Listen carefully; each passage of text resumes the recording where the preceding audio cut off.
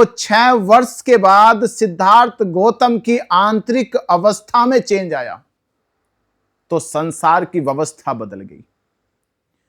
और आज का समाज जो 2500 साल पहले सिद्धार्थ ने खुद के भीतर की अवस्था को बदलकर संसार की व्यवस्था को बदल दिया, आज वह समाज 2500 साल के बाद कह रहा व्यवस्था परिवर्तन करेगी। प्रतिकार नहीं, परिवर्तन की लड़ाई लड़नी थी, क्योंकि परिवर्तन की लड़ाई की शुरुआत की थी तथागत बुद्ध ने।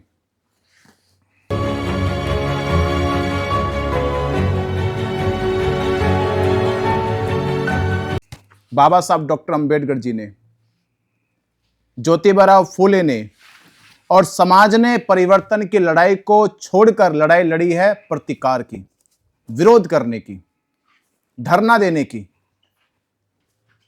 हमारे महापुरुषों ने प्रतिकार नहीं किया, अपनी ऊर्जा को, अपने ज्ञान को का विनाश नहीं किया कि दूसरे को गिराने के लिए, दूसरे की वाहवाही करने के लिए, दूसरों को ऊंचा सिद्ध करने के लिए अपनी सारी ऊर्जा का विनाश नहीं किया, बल्कि अपनी सकारात्मक ऊर्जा से अपने कद को, अपने ज्ञान को, अपने अध्यात्म ज्ञान को उतना ऊंचे शिखर पे लेकर गए कि दुश्मन, उनके विरोधी उनका प्रतिकार करने लगे।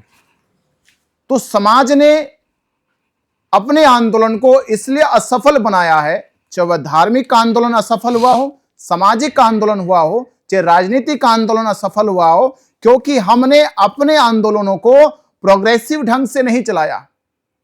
हमने प्रतिकार करना सिखाया, लोगों को परिवर्तन करना नहीं सिखाया। जब समाज या सामाजिक संगठन अपनी लड़ाई को योजनाबद्ध तरीके से लड़ेंगे, परिवर्तन के लिए लड़ेंगे, ना कि उसका सामने वाले का या दुश्मन का या अपने विरोधियों का प्रतिकार करने में अपनी ऊर्जा को, अपने माइंड को, अपनी थिंकिंग को, अपने थॉट्स को समाप्त ना करके, बल्कि अच्छी योजना के लिए इस्तेमाल करेंगे, प्रयोग करेंगे, तब जाकर समाज का कहीं परिवर्तन होगा, कहीं सुधार होगा। तो आप सुन रहे हैं कि लड़ाई को परिवर्तनशील की ओर लड़ना है, ना कि प्रतिकार की ओर। तब जाकर हमारी स्ट्रेटजी, हमारी प्लानिंग, हमारी थिंकिंग समाज के काम आएगी। अवस्था बदल जाए तो व्यवस्था बदलने में समय नहीं लगेगा। हम तथागत बुद्ध के मार्ग पे चलने वाले लोग।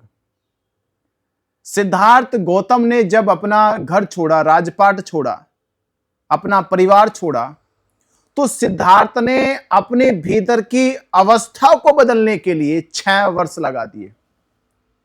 और जब वो सिद्धार्थ गौतम ने जब अपना घर छोड़ा, राजपाट छोड़ा, अपना परिवार छोड़ा, तो सिद्धार्थ ने अपने भीतर की अवस्था को बदलने के लिए 6 वर्ष लगा दिए। और जब वो 6 वर्ष के बाद सिद्धार्थ गौतम की आंतरिक अवस्था में चेंज आया तो संसार की व्यवस्था बदल गई। और आज का समाज जो 2500 साल पहले सिद्धार्थ ने खुद के भीतर की अवस्था को बदलकर संसार की व्यवस्था को बदल दिया, आज वह समाज 2500 साल के बाद कह रहा व्यवस्था परिवर्तन करेगी। व्यवस्था परिवर्तन तो हो जाएगी, पहले भीतर की समाज अपनी अवस्था का तो बदल ले। समाज की भीतर की जब अवस्था बदल जाएगी, स्थिति बदल जाएगी, उसके भीतर के अज्ञान मिट जाएंगे, उसकी अविद्या मिट जाएगी, तो संसार में खुद पे खुद उसके ज्ञान का, उसके विज्ञान का, उसके सत्कर्मों का चार प्रसार होगा। तो संसार, तो मेरा आपसे निवेदन है कि व्यवस्था तब बदलेगी जब समाज की अवस्था बदल जाएगी। जो समाज अपने धर्म गुरुओं का सम्मान करता है, वह समाज, जो समाज अपने धर्म गुरुओं का सम्मान करता है, वह समाज में स्थापित हो जाता है। उसकी संस्कृति, उसके संस्कार समाज में बुलंद हो जाते हैं। और जो समाज अपने धर्म गुरुओं का सम्मान नहीं करता, सत्कार नहीं करता, वह समाज कभी भी समाज में अपना स्थान नहीं बना सकता, स्थापित नहीं हो सकता। आज देख रहे हो जिन संस्थाओं ने जिन संप्रदायों ने या जिन धर्मों ने अपने धर्म गुरुओं का सम्मान करा है, अपने धर्म गुरुओं को आदर दिया है, उनको आगे मार्गदर्शन करने के लिए उनके साथ चले, कंधे से कंधा मिलाकर, वह समाज आज दुनिया में स्थापित हो गया। और जो समाज अपने धर्म गुरुओं का अपमान करने लगा, उनको सुनना बंद करने लगा, उनके ज्ञान पर प्रश्न चिन्ह खड़े करने लगा, आज वह समाज दलदल में धंस गया है। मेरा इशारा आज के उन बौद्ध समाज के लोगों को है जिन्होंने केवल बौद्ध भिक्षुओं को एक चीवर मात्र के नाम पर ही भिक्षु माना है, ज्ञान के नाम पर नहीं माना, ज्ञान के नाम पर स्वीकार नहीं किया है। आज भारत के ऐसे तमाम मंचों पर भिक्षुओं का अनादर होता है, असम्मान की जगह उनका अपमान होता है। तो मेरा समाज से कहना है कि आज देखिए हिंदुओं के उन बड़े बड़े संतों को या उनके महाराजाओं को या उनके गुरुओं को कि किस तरह से एड़ी से चोटी तक जान लगा देते हैं अपने धर्म गुरुओं को आगे बढ़ाने के लिए, उनके मार्गदर्शन में चलते हैं, उनका सम्मान करते हैं, उनका सहयोग करते हैं, उनका सपोर्ट करते हैं, तब जाकर वह धर्म तरक्की कर रहा है।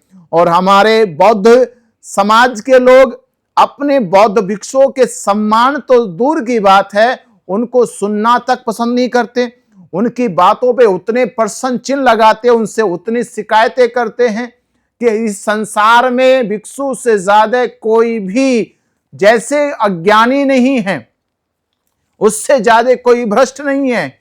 तो मेरा समाज से निवेदन है कि एक समन्वय बनाओ, अच्छा कोऑर्डिनेशन बनाओ, चर्चा विचर्चा होनी चाहिए, पर उसकी एक सीमा होनी चाहिए, उसकी मर्यादा होनी चाहिए, उसकी भी एक विधि होती है, उसका भी एक तथ्य है। तो हम निवेदन के साथ कहना चाहते हैं कि समाज भिक्षुओं के साथ और भिक्षु समाज के साथ एक अच्छा समन्वय बनाए, मैत्रीपूर्ण समन्वय बनाए। जल्द ही फिर सम्राट अशोक का सपना, बाबा साहब डॉक्टर अंबेडकर का सपना साकार होगा। नमो बुद्धाय, जय भीम। हमारे channel constitution like, share, subscribe देखना मत भूलिएगा। जय भीम, जय भारत, जय संविधान। नमो बुद्धाय। धन्यवाद। चैनल आर्थिक समस्या से गुजर रहा है। अगर आप बहुजन समाज में बाबा साहेब अम्बेडकर और तथागत बुद्ध की विचारधारा को अधिक से अधिक लोगों तक पहुंचाना चाहते हैं तो हमें आर्थिक सहयोग प्रदान करें, ताकि हम अपने चैनल के माध्यम से देश विदेश में समता, बंधुता, एकता और संवैधानिक अधिकारों को ज्यादा से ज्यादा लोगों तक पहुंचा सके। आप अपनी सहायता राशि नीचे लिखे खाते में जमा करा सकते हैं। खाता धारक गौतम रत्न, खाता संख्या 3169576865 IFSC कोड SBIN 00603336, बैंक भारतीय स्टेट बैंक। आप हमारे बैंक खाते का विवरण स्क्रीन पर भी देख सकते हैं।